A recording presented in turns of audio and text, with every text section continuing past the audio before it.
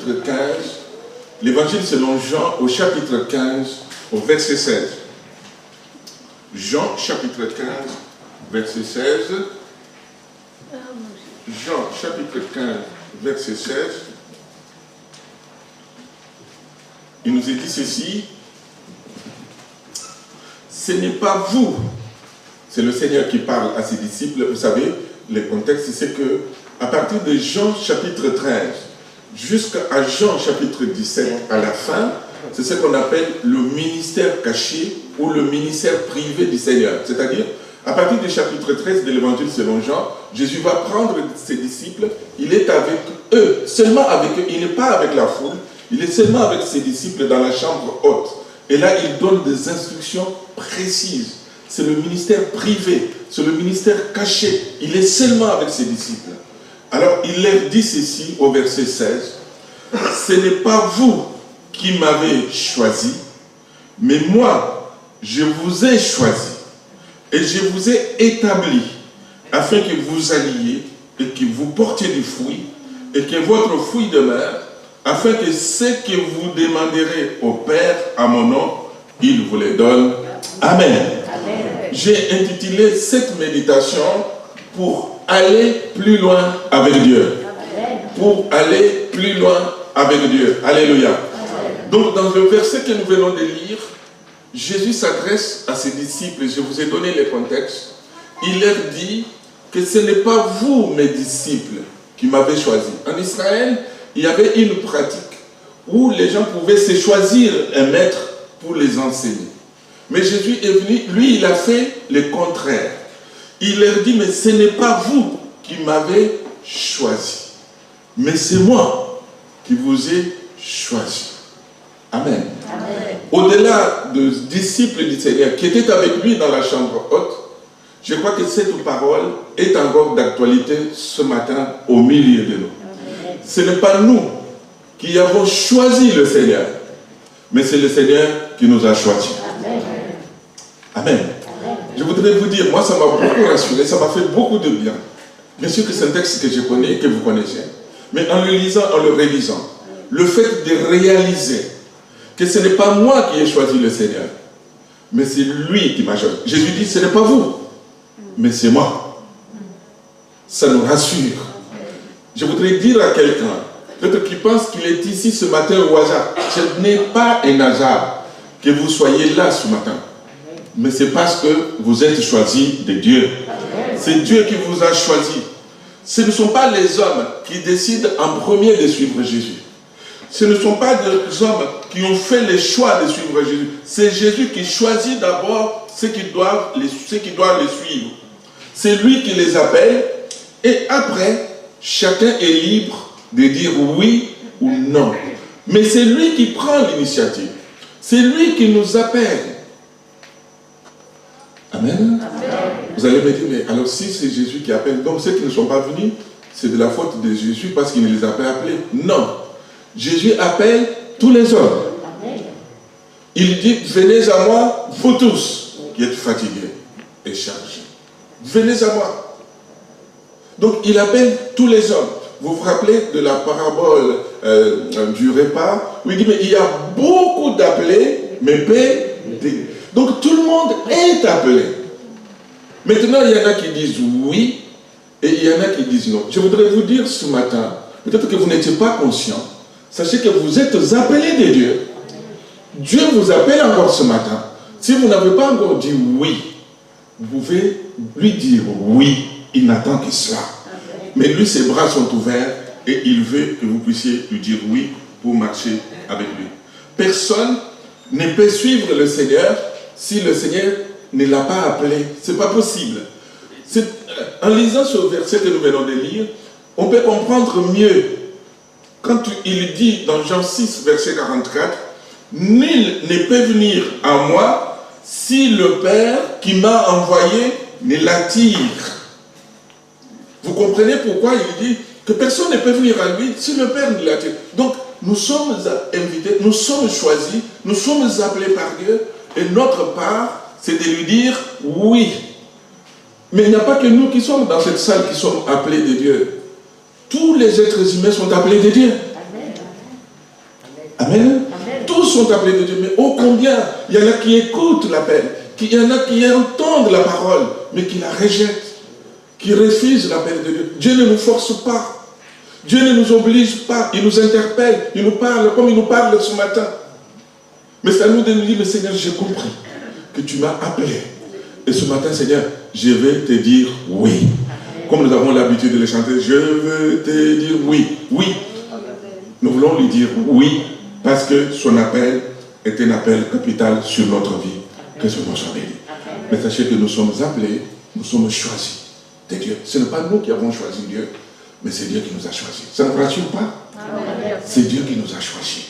Que vous le vouliez ou pas, mais c'est comme ça. Vous nous aimiez ou pas, c'est comme ça. C'est Dieu qui nous a choisis. Non pas parce que nous étions beaux, non pas parce que nous étions particuliers, mais tout simplement parce qu'il nous a aimés. Et son amour est incomparable. Dans Jean 15, verset 19, il dira, si vous étiez du monde, le monde aimerait ce qui est à lui, mais parce que vous n'êtes pas du monde, et que je vous ai choisi du milieu du monde, à cause de cela, le monde a de la haine pour vous. Donc ceux qui rejettent le Seigneur ont de la haine pour les enfants de Dieu, parce qu'ils sont choisis par le Seigneur. Dans Jean 13, verset 18, il dit, ce n'est pas de vous tous que je l'ai dit, je connais ce que j'ai choisi. Là, il parle de celui qui va le trahir. Alors, tous les 12 qui étaient là, ils commencent à lui poser les questions. Est-ce que c'est moi? Est-ce que c'est moi? Il dit, mais je ne parle pas de tout le monde. Mais moi, je vous ai choisi, vous les 12, je vous connais tous, et je sais qui va me trahir. Donc, le Seigneur, non seulement nous a choisis, nous a appelés, mais le Seigneur connaît chacun d'entre nous d'une manière personnelle. Le Seigneur nous connaît, et il nous connaît par notre nom, il nous connaît par notre adresse. Même si on est sur la liste rouge, sachez que le Seigneur nous connaît, lui. Le Seigneur nous connaît. Que son nom soit béni. Amen. Il dit, non seulement il nous a choisis, mais c'est aussi lui qui nous a établis. C'est-à-dire qu'il nous a mis à part, qui nous a ordonné, qui nous a mis, qui nous a appelés pour un service spécial. Le Seigneur ne nous a pas seulement appelés comme ça pour que nous venions croiser les bras, nous sentir bien, bénir son nom, et ça s'arrête là. Non, mes amis. Quand le Seigneur nous appelle, il nous donne une mission. Il nous envoie. Il veut que nous allions plus loin avec lui. Donc l'appel de Dieu peut être stérile sur notre vie si on n'entre pas dans ce que Dieu a prévu pour nous. Si on n'entre pas dans ce que Dieu a préparé pour nous. Je sais que Dieu a un plan. Je sais que Dieu a préparé 2 heures pour chacun, pour chacune de nos vies. Et quand il nous appelle, il nous établit. C'est-à-dire, il nous ordonne. C'est-à-dire, il nous met à part pour un service, pour une œuvre, pour accomplir quelque chose. Et les choses, c'est lui qui les a préparées longtemps même à l'avance. Pour que nous allions, pour que nous portions du fruit. Et que notre fruit demeure. Amen. Aller plus loin. Voyez-vous, il nous a appelés, il nous a établis pour que nous allions. Mais pour que nous allions plus loin avec lui. La vie chrétienne, mes amis, n'est pas un sport de spectateurs. La vie chrétienne, mes amis, Jésus ne nous a pas choisis pour que nous puissions rester tout simplement à tourner nos pouces, à nous faire du bien que nous. Mais la vie chrétienne, Jésus nous envoie. Il veut que nous allions plus loin. N'a-t-il pas dit à ses disciples, allez et faites de toutes les nations des disciples? J'ai envie de dire, mais allez et faites de tous les Mahorais. Amen. Allez plus loin. Allez et faites de toutes les nations des disciples, les baptisant au nom du Père, du Fils et du Saint-Esprit, et enseignez-leur à observer tout ce que je vous ai prescrit. Et voici, je suis avec vous tous les jours jusqu'à la fin du monde. Donc, en tant qu'enfants de Dieu, le Seigneur nous a appelés. Le Seigneur nous a choisis. Et il nous a établis pour que nous puissions aller plus loin avec lui. Alors, pour que nous puissions aller loin, il y a des critères, il y a des secrets, il y a des conditions que je voudrais regarder avec vous maintenant dans le deuxième texte que nous allons lire ensemble. regardons dans 1 Samuel au chapitre 10. 1 Samuel chapitre 10. On va lire à partir du verset 1. 1 Samuel chapitre 10, verset 1. La Bible nous dit ceci. Samuel prit une fiole d'huile qu'il répandit sur la tête de Saül. Il le baisa et dit, l'Éternel n'est-il pas loin pour que tu sois le chef de son héritage? Aujourd'hui, après m'avoir quitté, tu trouveras des hommes près du sépulcre de Rachel, sur la frontière de Benjamin, à Slétat. Ils te diront, les ânesses que tu es allé chercher sont retrouvées, et voici ton père ne pense plus aux ânesses, mais il est en peine de vous et dit, que dois-je faire au sujet de mon fils? Dès là, tu iras plus loin, c'est là que j'ai pris d'ailleurs le thème, dès là tu iras plus loin et tu arriveras aux chaînes de Tabor, où tu seras rencontré par 3 hommes montant vers Dieu à Bethel et portant l'un des chevaux, l'autre 3 gâteaux de pain et l'autre une outre de vin. Ils te demanderont comment tu te portes et ils te donneront 2 pains que tu recevras de leurs mains. Après cela, donc il doit encore aller plus loin, au verset 5. Après cela, tu arriveras à Gibéa Elohim, où se trouve une garnison de Philistins. En entrant dans la ville, tu rencontreras une troupe de prophètes descendant du haut lieu, précédés du luth, du tambourin, de la flûte et de la harpe, et prophétisant eux-mêmes. Le verset 6. L'Esprit de l'Éternel te saisira. Tu prophétiseras avec eux et tu seras changé en un autre homme. Lorsque ces signes auront eu pour toi leur accomplissement, fais ce que tu trouveras à faire, car Dieu est avec toi. Amen. Amen.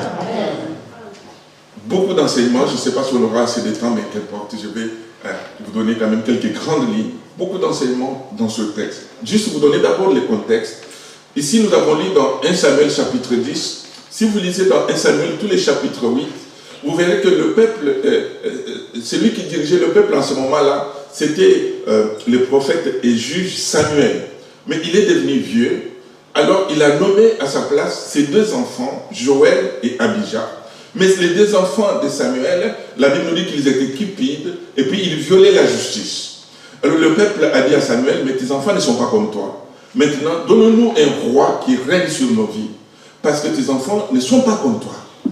Alors, Samuel était triste quand le peuple, alors que lui était là, le représentant de Dieu, leur chef spirituel et leur chef politique quelque part. Alors le peuple le met de côté pour réclamer un roi. Il était triste. Il est allé voir Dieu dans sa prière, dans son intimité avec Dieu. Il a dit, mais écoute, le peuple demande un roi. Et le Seigneur a dit à Samuel, mais ce n'est pas toi qui le rejettes, c'est moi. Mais montre-leur comment le roi va les maltraiter. Il va utiliser les enfants avec des chars devant son char. Quand j'ai réalisé ça, réalisé 1 Samuel 8, mais vous allez vraiment trouver, je me suis dit, waouh, c'est que nos chefs d'État, vous voyez, quand ils partent quelque part, ils ont un cortège, tout ça. Mais c'est copié là dans la Bible. C'est copié exactement dans la parole de Dieu. Alors, plus loin, au chapitre 9, le père de Saül, qui s'appelle Kish, il avait des ânesses et il a perdu ses ânesses. Alors il va appeler son fils Saül, il va lui dire, mais prends un des serviteurs, va à la recherche de ânesses. Alors Saül est parti avec ses serviteurs. Ils ont cherché des ânesses dans toute la tribu de Benjamin. Donc leur propre tribu, ils n'ont pas trouvé. Ils sont allés jusqu'au-delà. Et là, ils sont arrivés dans la ville où était le prophète et juge Samuel. Alors, Saül va dire aux serviteurs, je crois qu'il faut qu'on retourne, on n'a pas retrouvé les ânesses, mon père doit être en peine, il doit maintenant se demander, mais qu'est-ce que nous sommes devenus? Et ces serviteurs, j'ai appris un peu ce que disait Josué le dimanche dernier, ces serviteurs qui va prendre l'initiative, qui va dire à Saül, mais il y a dans cette ville un homme de Dieu. Allons le voir, peut-être que lui, il va nous dire où se trouvent les ânesses et quel chemin nous devons suivre. L'initiative n'est pas venue de Saül. L'initiative est venue du serviteur. Comme quoi, mes amis, quand on travaille en binôme, quand on travaille à deux, quand on travaille en équipe, donc on peut se donner des conseils, on peut se donner des idées et on peut aller plus loin ensemble. Amen. Donc voyez-vous, ce n'est pas Saül. Et puis Saül d'ailleurs me dit, mais on n'a pas, comment on va aller se présenter devant l'homme de Dieu? On n'a pas de quoi aller lui donner parce qu'on ne pouvait pas se présenter devant l'homme de Dieu mais vide. Et c'est encore le serviteur qui va dire, mais j'ai un quart de cycle d'argent qui me reste, allons vers l'homme de Dieu, on va lui donner, comme ça il va nous dire qu'est-ce que nous devons faire. Et ce n'est qu'après que Saül sera d'accord avec les serviteurs, ils vont aller entrer dans la ville, ils vont s'informer auprès des filles qu'ils vont rencontrer, et là, ils vont arriver auprès de Samuel.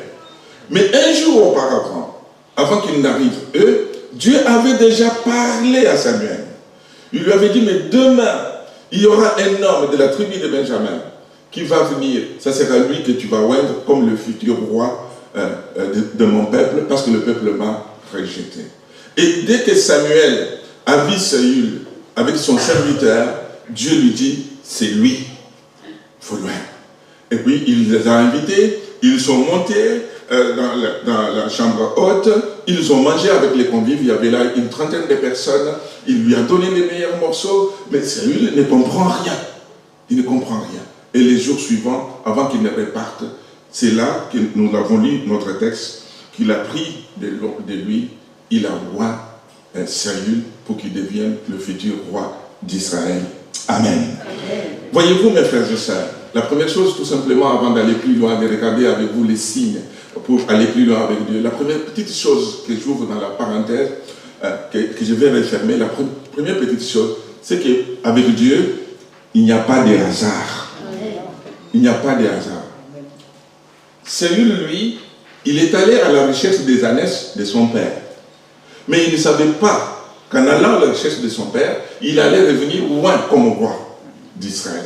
Donc, le fait que vous soyez là, le fait que vous travaillez là, le fait que vous appartenez à telle ou telle autre famille, le fait que vous faites telle ou telle autre chose, mes amis, dites-vous, ce n'est jamais au hasard. Dieu est derrière chaque détail de notre vie. Amen. Deuxième petite chose. Regardez, il est allé à la recherche des ânesses perdues. Mais il revient loin. Il revient comme futur roi d'Israël. C'est qu'avec l'œuvre de Dieu, même quand on pense qu'on a perdu, on est toujours gagnant. Des fois, il y a des gens qui se trompent, qui pensent que s'ils ont perdu telle chose, je ne sais pas ce matin ce que vous avez perdu. Peut-être que vous avez perdu un ami cher, peut-être que vous avez perdu un enfant, peut-être que vous avez perdu un travail, peut-être que vous avez, à cause du nom de Jésus. Mais sachez qu'avec Dieu, même si, humainement parlant, vous avez perdu, ça vous fait mal. Mais sachez qu'au bout, vous serez toujours gagnant, mes frères et sœurs. Vous serez toujours gagnant. Et puis une troisième petite chose, ça fait beaucoup de petites choses là. Une troisième petite chose, ce n'est pas le même jour que Saül a été roi, qu'il est devenu roi. Ce que disaient les dons spirituels. Ce n'est pas le même jour. Entre les jours où nous sommes loin par Dieu et les jours où on entre en fonction, les jours où la promesse s'accomplit. Si elle tarde, disaient les dons spirituels, attends là, parce qu'elle s'accomplira certainement. Il y a des hommes de Dieu qui ont attendu, comme Moïse, pendant combien d'années? 40 ans. Je ne vous souhaite pas d'attendre 40 ans. Je ne vous le souhaite pas du tout. Donc, mais sachons quand même que entre les jours où le Seigneur nous a oints, où le Seigneur nous a appelés, et les jours où on entre vraiment en fonction, il y aura un décalage, il y aura un délai. Mais des fois, comme nous sommes souvent impatients, nous voulons tout et tout de suite, c'est pour ça qu'on est là, mais pourquoi ça traîne? Mais si c'était vraiment... Vous vous rappelez de Joseph, entre les moments où il a eu des songes, entre les moments où Dieu lui a parlé, tout ce qui allait arriver à sa vie, et les moments où les choses se sont accomplies, il y a eu beaucoup d'années qui se sont passées. Et puis des fois même, la prophétie que Dieu nous donne, des fois il commence même par les contraires de ce qu'on attendait. Joseph a des visions, ce que je vous dis là, c'est pas écrit, ça me vient comme ça. Il a des visions, il a des songes, mais il commence par être vendu. Il descend en Égypte, il se retrouve en prison. Vous pensez qu'il croyait que les songes allaient encore s'accomplir? Non. Mais quand Dieu promet quelque chose, sachez que quel que soit les temps, Dieu l'accomplira toujours. Parce que ce que sa bouche déclare, sa main l'accomplit. Dieu ne change pas, mes amis. Alors voyez-vous, maintenant, la première chose que je voulais voir, ça c'était des petites choses. La première chose que je voulais voir avec vous, dans notre texte, au premier verset, il est oint, c'est comme nous tous, nous avons été oints. Un jour, Dieu a touché nos cœurs, nous sommes convertis, nous sommes devenus des enfants de Dieu. Pour aller plus loin, au verset 2 de notre texte, il est dit la première chose. Regardez ce qui va arriver à Saül. Aujourd'hui, après m'avoir quitté, tu trouveras des hommes près du sépulcre de Rachel. Donc la première chose, dès qu'il quitte Samuel, il est sur le chemin de retour, il devait d'abord arriver au sépulcre de Rachel. Un sépulcre vous parle de quoi? Des morts. Un sépulcre nous parle des morts. Pour aller plus loin avec Dieu, mes amis, nous avons besoin de rencontrer la mort, c'est-à-dire de mourir à nous-mêmes. Amen. Pour aller plus loin avec Dieu, j'ai besoin que mon moi meure. J'ai besoin que les vieils hommes qui nous rattrapent si facilement, mais qu'ils meurent.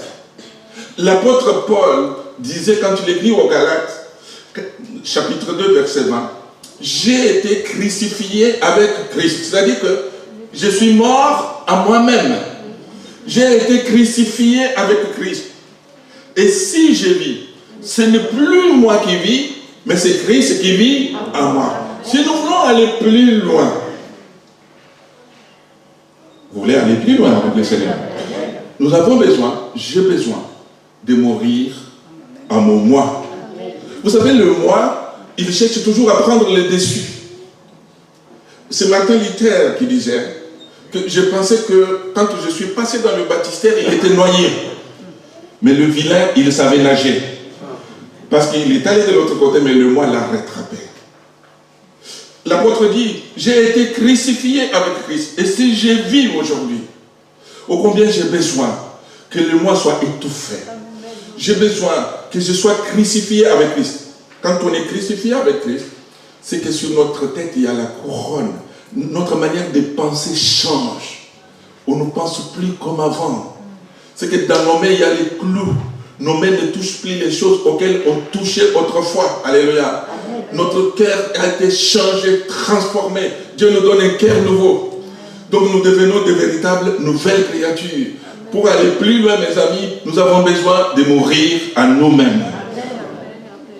Nous avons besoin de mourir à nos ambitions, à nos prétentions, à nos propres projets. J'ai besoin de laisser la place au projet de Dieu. J'ai besoin de laisser la place au plan de Dieu. Je veux que ce soit Dieu d'abord et moi après. Alléluia. Jésus dira à ses disciples dans Jean 12, au verset 24, il dit, en vérité, je vous l'ai dit, si le grain de blé qui est tombé en terre ne meurt, il reste seul. Mais s'il meurt, il porte beaucoup de fruits. Donc, nous sommes comme les grains de blé. Pour que nous puissions porter des fruits, il faut qu'on meure. Si vous prenez un grain de blé, vous le mettez, je ne sais pas moi, sur une étagère, quelque chose, vous dites, mais je vais voir comment il va se multiplier maintenant. Vous pensez qu'il va se multiplier? Non. Il faut qu'il soit mis en terre. Il faut qu'il meure. Et après, il va germer d'autres fruits. Et ça sera beaucoup de blé plus tard. Donc, voyez-vous, pour que nous puissions aller loin avec Dieu, comme les grains de blé, il faut vraiment qu'on meure. C'est des choses pratiques. C'est des choses concrètes. Je ne voudrais pas que ce soit des choses théoriques. Quand on meurt à soi-même, quelqu'un qui est mort, vous êtes avec moi à l'église? Oui. Quelqu'un qui est mort, oui, merci. Quelqu'un qui est mort, on a beau prendre le feu, brûler ses pieds, est-ce qu'il se fâche? Non. Est-ce qu'il dit, mais pourquoi vous m'avez brûlé? Non. Les croque-morts viennent d'ailleurs pour vérifier le crac. Pour vérifier, pour voir si on est réellement mort.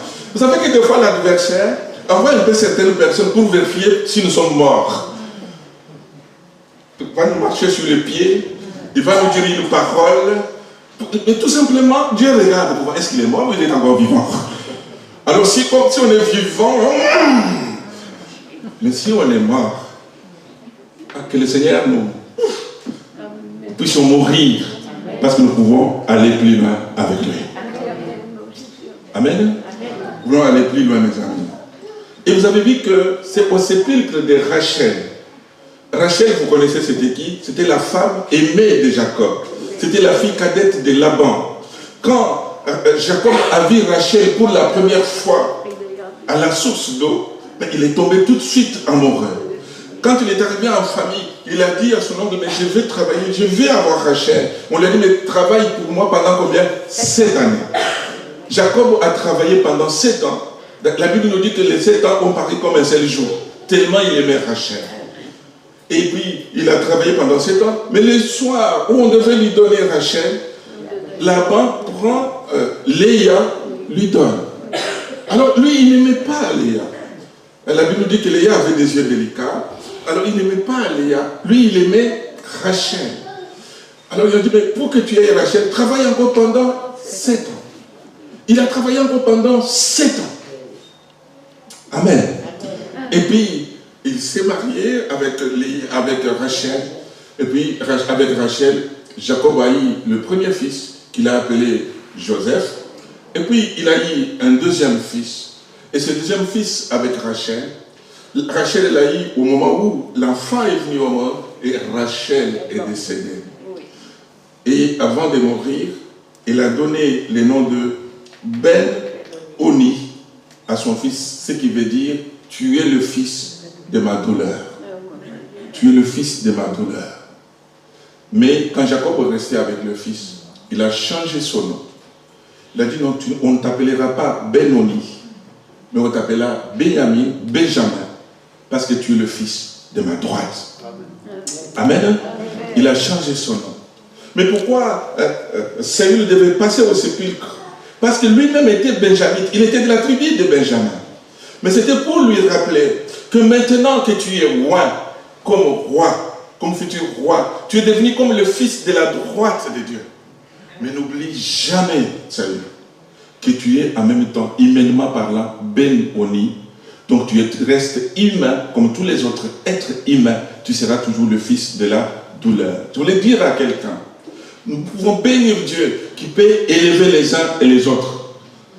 Mais quelle que soit l'élévation que Dieu nous donne, n'oublions jamais, même si nous sommes devenus des Benjamins, des fils de la droite de Dieu, mais n'oublions jamais que nous sommes des êtres humains, sujets à des faiblesses. Nous sommes capables du meilleur, mais nous sommes aussi capables du pire. N'oublions jamais de là où le Seigneur nous a tirés. Que le Seigneur nous en garde, mes frères et sœurs. Parce que vous savez, des fois, on peut lever l'épaule, on peut penser que c'est moi, on peut penser que c'est à cause de telle ou telle autre personne. Mais tout est pour la gloire de Dieu. Que Dieu nous fasse grâce. Alors, au tombeau ou au sépulcre de Rachel, deuxième chose, il devait rencontrer 2 hommes. Pas rencontrer. Ce n'est pas rencontrer. C'est tu trouveras 2 hommes. C'est le verbe trouver. C'est vrai que quand en méditant, je me suis dit, mais pourquoi là tu trouveras? Parce que pour trouver quelque chose, il faut chercher la chose. Jésus ne dit pas, celui qui cherche, trouve. C'est là que le verbe trouve. Tu trouveras 2 personnes, 2 hommes, ça m'a interpellé. Alors je me suis dit, mais ces 2 hommes peuvent représenter quoi dans notre vie pour aller plus loin avec Dieu? Ces 2 hommes, il y a un homme, le premier homme représente qui? Représente celui qui, dans la Bible, lorsque Pilate est sorti avec lui, il a dit à tout le peuple qui était devant lui, mais voici l'homme. Vous vous rappelez? Oui. Voici l'homme.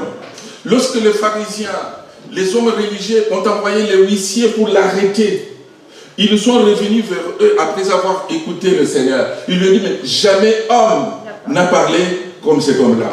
Donc le premier homme que nous trouvons après la mort en soi, le premier homme que nous devons rencontrer après la mort en soi, c'est le Seigneur Jésus-Christ.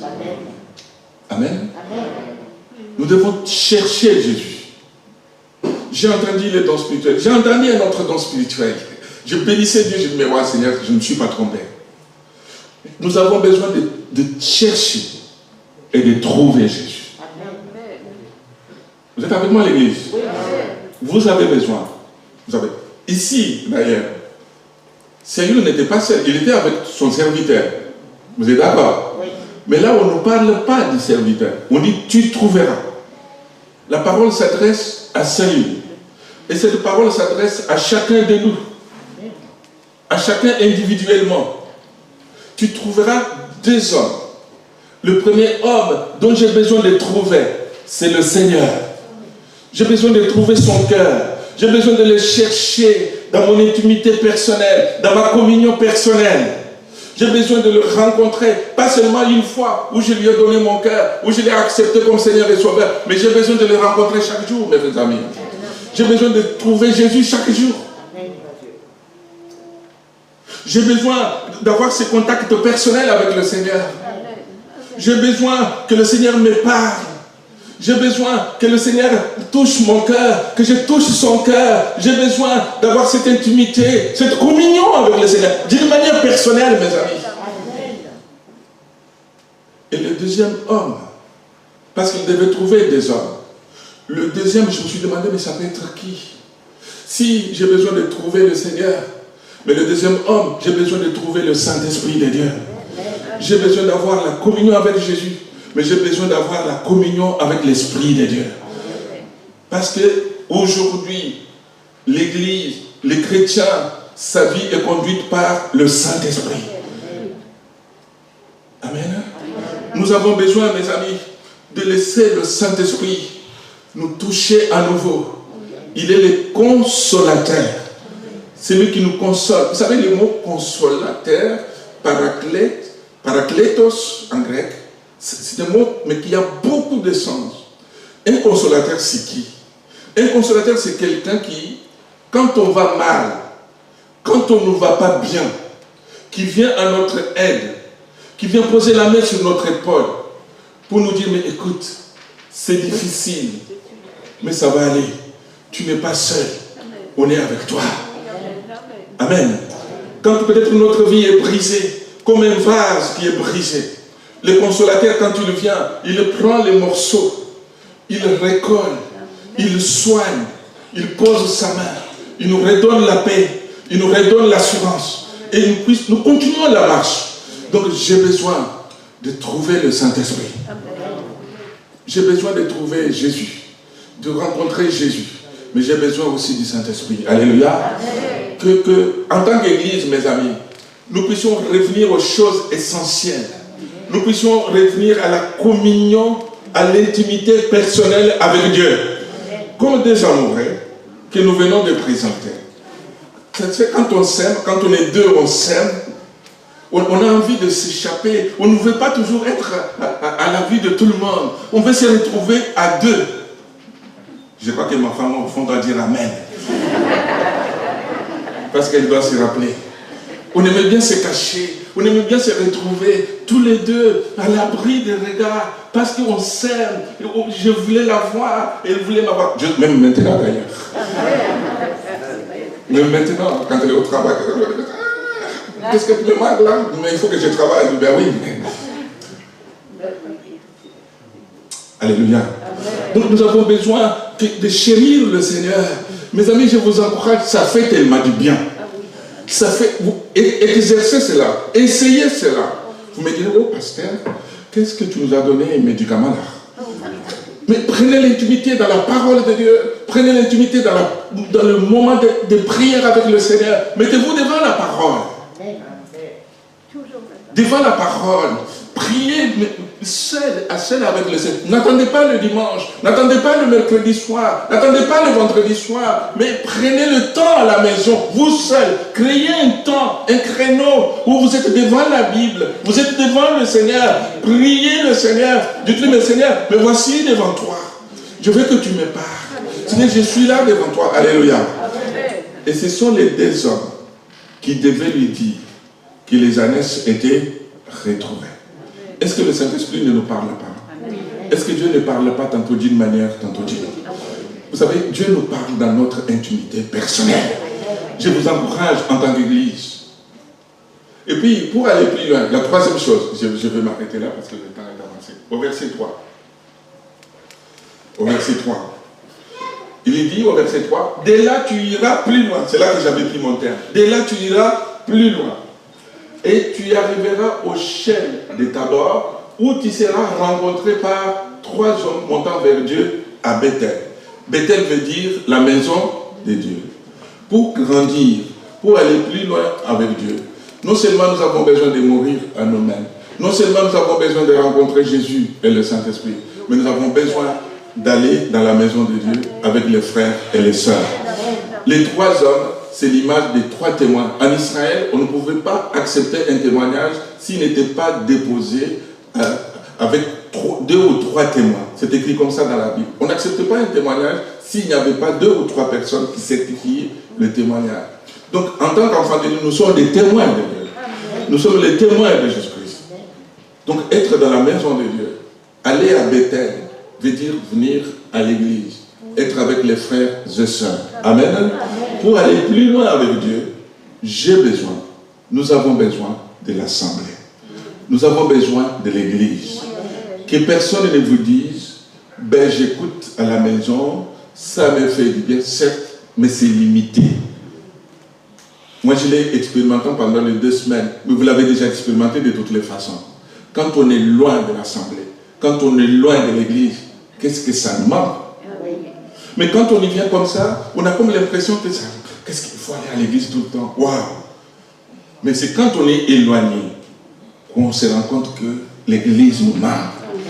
Dans l'église, nous avons des frères, nous avons des sœurs, nous avons des amis. Alléluia. Dans l'église, mes amis, nous formons la famille de Dieu. Aujourd'hui, nous n'avons plus besoin de faire un pèlerinage à Bethel.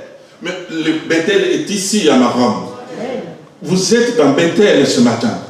Ce que Dieu cherche, mes amis, c'est que, avant même de venir, parce que nous l'avons déjà trouvé, nous avons trouvé Jésus, nous avons trouvé le Saint-Esprit, c'est que nous soyons des véritables adorateurs. Dieu ne cherche pas des religieux. Dieu ne recherche pas des gens qui viennent accomplir certains rites. Dieu cherche les adorateurs en esprit et en vérité. J'ai besoin d'être un adorateur de Dieu. Jésus disait, mais l'heure vient, et elle est déjà venue, où les vrais adorateurs adoreront le Père en esprit et en vérité, car ce sont là les adorateurs que le Père céleste, que le Père demande. Dieu est esprit, et il faut que ceux qui l'adorent, l'adorent en esprit et en vérité. Amen. Donc, mes amis, ces 3 hommes montaient à Bethel, dans la maison de Dieu. Mais vous vous rappelez que c'était à Bethel que Jacob avait vu la vision de l'échec. C'est là que Dieu lui avait parlé. Lui avait dit, mais je te donnerai toute cette contrée à toi et à ta postérité. Je te garderai et je serai avec toi. Monter à la maison de Dieu, c'est nous rappeler de la fidélité de Dieu. Nous avons un Dieu fidèle, mes amis. Nous pouvons l'adorer, mais avec confiance. Comme diraient les enfants, mais avec les yeux fermés. J'aime bien la prière d'une sœur qui dit, que je dis souvent au milieu de nous, Seigneur, nous avons raison de te faire confiance. Nous avons raison de te faire confiance parce que tu es fidèle. Les hommes peuvent changer. Les hommes peuvent tourner des vestes, mais l'Éternel ne change jamais. Il est le même, que son nom soit béni. Amen.